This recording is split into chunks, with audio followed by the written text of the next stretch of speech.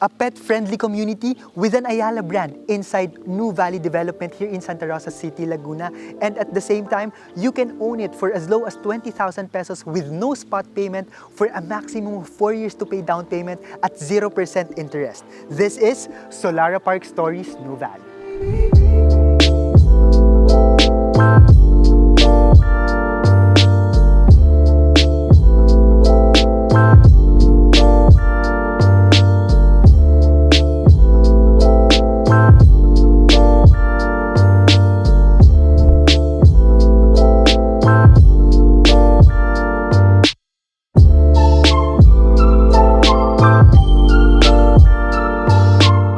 Hi guys, this is me again, Jair Mamaklay, your property geek, and we are here inside the New Valley, Santa Rosa City, Laguna. And napakadami ng condominium development dito sa area because aside from you can have it as for your personal use, napakalaki ng potential rental market sa area. And as you can see, we are here at the Avida showroom because they will be launching their newest condominium, which is called the Solara Park Stories New Valley, which is a pet-friendly community, a mid-rise, low-dense community, and at the same time, very near establishments such as the Central Block, Xavier Nuvali, beside Xavier Nuvali, and of course, very near SLEX exit and other commercial areas such as Soledad area, Landers, SNR, and of course, the Qualimed Hospital. So watch out for this video.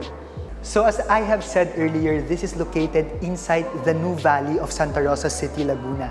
Again, this is an Ayala brand and we all know kung paano mag-develop ng community at gumawa ng township or estate development si Ayala Land. So this is the Tower 1 of Solara Park Stories New Valley. Only 3 towers lang, and at the same time, ito yung magiging area niya. As you can see, very inviting siya, napakalawak ng open spaces. And this is a pet-friendly community. At ang maganda nga dito, nag-offer pa sila ngayon dahil pre-selling at kaka-launch pa lang for as long as 4 years to pay at 0% down payment for their studio unit. So tara, tignan natin yung model units nila. So this is the 26.5 square meter studio unit. So punta tayo para makita nyo yung deliverable unit niya. So kung ano yung nakikita nyo dito na type of finishing, yung flooring niya, yung color ng wall, so ito yung i-deliver sa inyo upon turnover of your unit. So upon entering, hindi siya yung usual na condo layouts na nandito yung kitchen area and then nandito yung bathroom, So dito, wala dito yung kitchen area. Kapag nag-enter ka, ang makikita mo on your left side is the bathroom. So ayan, magbabago pa yung layout nito, dahil magkakaroon pa dito ng provision for the laundry area. But as you can see, still spacious pa din yung bathroom. And at the same time, kapag pumasok ka dito, meron na siyang ganitong deliverable unit. So, nandito yung kitchen area mo, Meron kang underhead tsaka overhead cabinet, for your kitchen. And this one, ang layout niya is technically parang pahaba. So, for me, mas madali siyang layout or isipan ng design dahil parang siyang magkakaroon ka ng invisible partition . So, dahil nandito yung kitchen mo, pagpunta mo dito sa gitna, pwedeng nandito yung pwedeng yung bed mo or pwedeng sofa, di ba? Uso na ngayon yung mga convertible na sofa na nagiging bed. And then pwede mong i-build dito yung television mo, And then meron parang cabinet here. And then at the same time, you can still have your technically another space here. Baka pwedeng magkaroon ka ng dining table dito if you don't want to put your dining table there, malapit sa kitchen, para overlooking ka naman ng balcony mo. Ang balcony naman dito, sa Solara Park Stories New Valley, this is quite spacious, than my other condominium offerings. So if you want to have a spacious balcony like this one, this is perfect for you. But again, for studio units, in general, lagi ko naman tong sinasabi, space planning is very important para mas ma-utilize mo at mas magamit mo yung space na hindi siya maging masikip tignan, hindi siya mukhang kumbaga, napakadaming gamit na nangyayari, So technically, still, if ako yung may studio unit, talagang I will technically hire, no, if in case interior designer, kasi feeling ko hindi lang yung design yung binibili ko sa kanya, but tutulungan niya ako for the space planning, which will be my long-term benefit, most especially when I'm living on this unit or ipaparent out ko. No, ma-appreciate yun na mag-rent sa inyo na, ay, ang aliwalas, ay, hindi porket studio unit, kailangan masikip na. Lalo na paano mo ba mai-utilize itong unit mo na marami kang pwedeng gawing closet or shelves or storage area. So this is the studio unit. Again, the size of their studio unit, the standard is 26.5 square meters at 5,080,000 pesos. Now, for studio unit facing outside or Evo Living Parkway, they are offering it with no spot payment. The 20% down payment is payable for 48 months at 0% interest for as low as 22,000 pesos per month. And the 80% balance can be loaned through bank sa dulo, or yung lagi kong strategy na sinasabi sa inyo, no, during the course of 4 years, imagine, you're not just buying the property, but or you're also buying the time, no, na on top of your very low down payment monthly, no, pwede kang mag-advance payment para na mabawasan yung ilo-loan mo sa bank, or baka nga kaka-advance payment mo or mag-balloon payment ka sa dulo. You don't need to loan na through bank after the 4-year down payment term at 0% interest. Now, let's go naman sa kanilang 35.8 one-bedroom unit. So, ito yung layout niya. Actually, this is a dress-up unit na, no? Yung deliverable unit, yung kanina sa studio unit, kung anong type of finishing, tsaka kung anong color ng vinyl tile, yun talaga yung deliverable. Pero, nagbigay sila ng idea, paano nga ba pag dinidress up? Paano nga ba pag babaguhin ko yung paint ng wall ko, or babaguhin ko yung flooring ko? So, ginawa nila ng dress-up model unit itong one-bedroom. So, sa model unit, no, or for the one-bedroom, pag enter mo, nandito na agad yung kitchen area. So, wala pa yung restroom, no, or yung bathroom. And then as you enter, since one bedroom nga siya, ang spacious tignan, lalo na nandito yung dining area mo. Pwede mo kasing i-convert yung living area mo as your living plus dining area. So, ganun sa mga condo. And then, I think the design is Scandinavian, no? Medyo maraming technical inspiration, no, sa IKEA na mga gamit, no. So, ang ganda lang ng ginawa nila dito, no. Hindi siya nagmukha talagang condo. Ang spacious niya tignan. And look at this bathroom area. Ang spacious niya, no. Sobrang spacious niya. Parang hindi bathroom ng isang condominium unit. So, and at the same time, nandito naman yung bedroom. The bedroom has an access to the balcony. And again, typically, no, from my other one-bedroom unit, spacious din yung one-bedroom unit nila. And then, dahil nga spacious din yung balcony nila, parang pwede ka pang maglagay dito like a small table and chair where you can like read a newspaper sa umaga, no? And then, grab some coffee. So, pwede mo gawin dito sa one-bedroom unit mo. So this one-bedroom unit has an area of 35.8 square meter. Now, for the studio, di ba kanina, walang spot payment and then the 20% down payment can be paid for 4 years at 0% interest.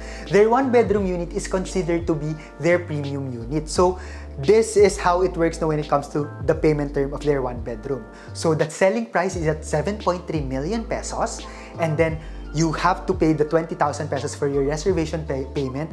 1 month after the date of reservation, you have to settle the 10% spot payment, which is amounting to around 700,000 pesos. And then the remaining 10% will be paid for 3 years or 36 months at 0% interest for only 21,000 pesos per month. Still, no, 80% pa rin yung magiging balance na pwede mong i-loan through bank or pwede mong i-balloon payment or after 3 years, i-pay in mo na in cash. Because napakahaba pa rin, no, 3 years pa rin down the road yung magiging down payment term mo at 0% interest. So, kung hindi ka na maglo-loan sa bank, alam naman natin, no, ini-interestan yun. So, parang nag-rent to own ka na lang ng property mo. So, this is their showroom at pupuntahan natin no in real time from here dito sa Soledad, Nuvali area, sa commercial area ni Nuvali, kung nasan yung construction or yung pinaka-site ni Solara. So tara, road trip tayo.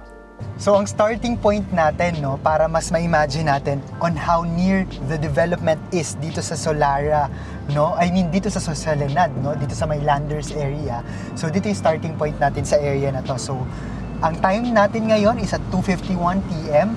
So, madadaanan natin, no, yung pinaka-community ni New Valley. On our left is the East Block, no, the Central Business District. So, what I like about this new condominium development of Avida is that napakalapit niya lang sa Xavier School na nalaman ko, no, na meron palang mga tiga-China na nag-aaral dyan.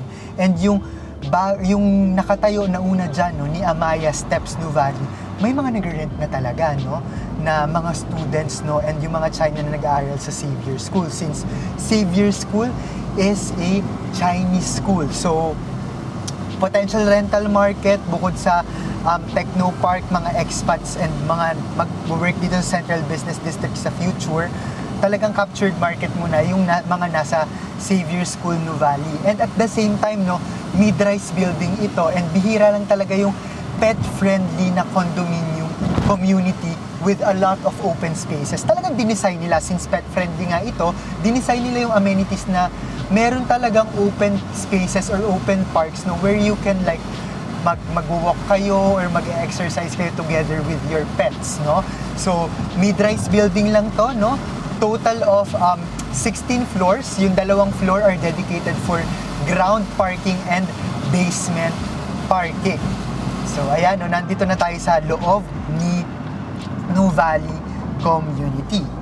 And ang maganda dito, no, ang pinakamalapit sa kanya is yung Central Block, no. So, that's one of the, like technically the commercial development of New Valley, yung binabanggit ko din before. Magkakaroon ng Mary Mart dyan, magkakaroon ng The Shop. So, yung mga itatayong mga shops dyan is yung mga nagkikater ng needs, no, ng mga residents, since malapit ito or nasa heart ito ng residential communities ni New Valley. So, mga salon, mga laundry area, coffee shop, yun, grocery stores like Mary Mart.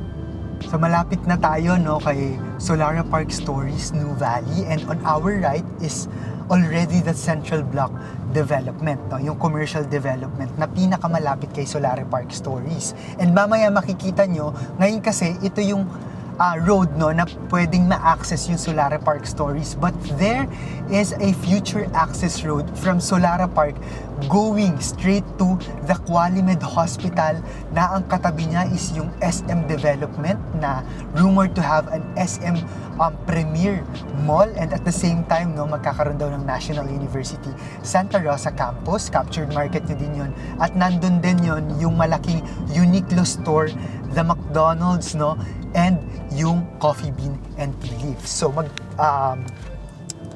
right lang tayo here. Actually, ito na yun, no? Si Solara Park Stories, New Valley. And then on our right, no, is already the Xavier School. No? So ayan, on our right. So pakita namin sa inyo how big Xavier School dito, no? Ayan. So medyo bagalan namin ng konti. Yan, malaki yung Xavier School dito sa area na to. Kaya yung bago, no, na itatayong Solara Park Stories na condominium development inside New Valley. Actually, pangalawang condominium development pa lang to ni New Valley, and ngayon launching price pa lang din talaga sila. Kaya nakakapag-offer sila ng 4 years to pay at 0% interest down payment. Ito yung kauna-unahan na development dito sa area. Si Amaya Steps New Valley, which is one notch lower, no, na development. Kasi sa Ayala Land, may 5 silang parang technically development. Pinaka-locus nila si Bella Vita, sunod si Amaya, mid nila si Avida, next one is si Alveo, and then Ayala Land Premier. So, ito, no, yung tinutumbok ng road na to, ayan, nakita nyo tong signage. This is already the site of Solara Park Stories, New Valley.